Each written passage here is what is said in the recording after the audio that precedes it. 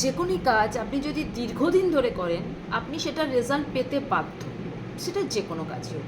আমি এক্সারসাইজ নিয়েই বলবো, যেহেতু এটা আমার প্রফেশন। আপনি জিমে যাচ্ছেন, আপনি যোগাতে যাচ্ছেন, আপনি মর্নিং ওয়াক করছেন, আপনি ইভিনিং ওয়াক করছেন, আপনি যাই করছেন, যে কোনো ফিটনেস ক্লাসে আপনি যাচ্ছেন, আপনাকে কিন্তু সেটার যে কনসিস্টেন্ট, মানে আপনাকে সেটা দীর্ঘদিন ধরে করতে হবে। কোনো কিছু যদি আমরা কেউ ভেবে থাকি যে একদিন করে, দুদিন করে, 1 মাস করে, 2 মাস করে, 3 মাস করে রেজাল্ট পাবো, সেটা কিন্তু পসিবল নয়। কোনো টিচারের পক্ষেই পসিবল নয়, কোনো ফিটনেস গুরুর পক্ষেই এটা পসিবল নয়। 1 দিন 2 দিন বা 1 মাস 2 মাসের মধ্যে আপনি যেটা আশা করছেন সেটা আপনি পেয়ে যাবেন। তার সাথে সাথে আরেকটা যেটা ব্যাপার, আপনি যে কোনো এক্সারসাইজে করুন, তার সাথে আপনাকে ডায়েট মেনটেন করতে হবে।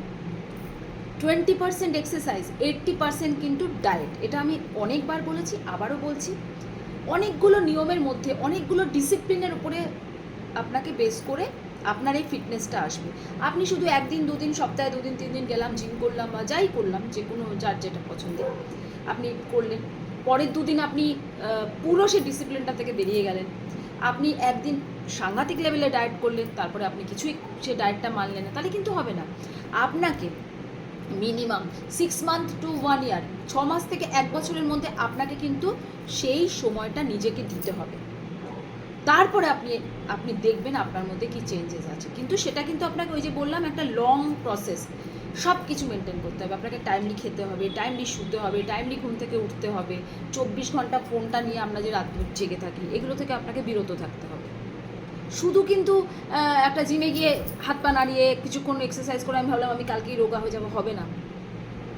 এই ধারণাগুলো একেবারেই ভুল।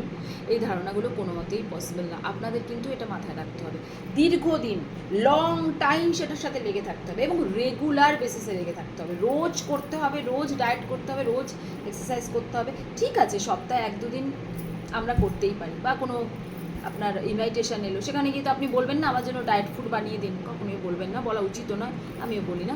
ওখানে আপনি খেলেন, একটু বুঝে খেলেন, আপনারা যাদের সাথে থাকবেন, যে ফিটনেসগুলো আপনি ক্লাস করছেন, সে তো আপনাকে টোটালি আপনাকে বলে দিচ্ছে না কি খেতে হবে, কি না খেতে হবে। সমস্ত গাইডলাইন কিন্তু আমরা আমাদের স্টুডেন্টকে দিই। তো আপনারা যদি সেটা মেনটেন করেন, তাহলে রেজাল্ট 100% পাবেন, 100%। এখানে কিন্তু কোনো দ্বিমত নেই। কিন্তু ওই যে বললাম, ওটাকে ধরে রাখতে হবে।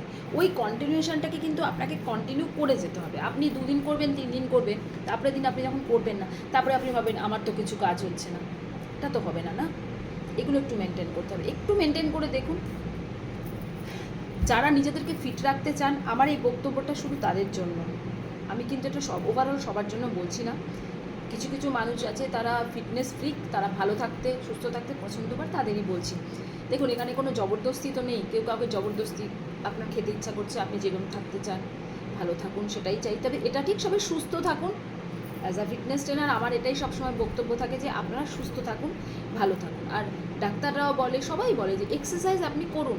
দেখুন, আপনি জিমে যেতে পারছেন না, আপনি অন্য কিছু করতে পারছেন না, আপনার একটা ওভারওয়েট হয়ে গেছে, আপনি পারছেন না, তখন আপনি হাঁটুন না। আপনি ওই যে বললাম, রেগুলার মেনটেন করে হাঁটুন। হয় সকালবেলা হাঁটুন 1 ঘন্টা, আর নয় সন্ধ্যাবেলা হাঁটুন, তাতেও আপনি রেজাল্ট পাবেন। লাস্ট একটা কথা, কিছু করছি না তার থেকে আমি কোনো রেজাল্ট পাচ্ছি না, কিন্তু আমি যখন কিছু করছি, এই যে কিছু করা, এটাতে আপনি রেজাল্ট পেতে বাধ্য। আপনার ব্রেনই আপনাকে বলবে যে আপনি কিছু করছেন, তখন দেখবেন আপনি সেই রেজাল্টটা পাবেন। সো ওইটা বসে থেকে আমি মোটা হয়ে যাচ্ছি, আমার শরীর খারাপ হয়ে যাচ্ছে, আমার পায়ে ব্যথা, আমার কোমর, এগুলো না করে দেখুন, মোটা হওয়াটা কোনো দোষের না। মোটা হওয়াটাকে কখনোই দোষ, আপনি ফিট কিনা। রোগা মানুষ, একদম রোগা পাতলা মানুষকেও আমি দেখেছি একদম আনফিট। সেটা কিন্তু কোনো মোটা রোগা একদম, এই জিনিসটার আমি সাপোর্ট নই। মোটা মানুষও অনেককে দেখেছি অনেক ফিট থাকে, তারা থাকুন, সেটা থাকুন। আমি সবসময় বলি সেটা থাকার চেষ্টা করুন। মোটা, রোগা, কালো, ফর্সা, সুন্দর, অসুন্দর, এগুলো আমাদের কারোর হাতে নয়।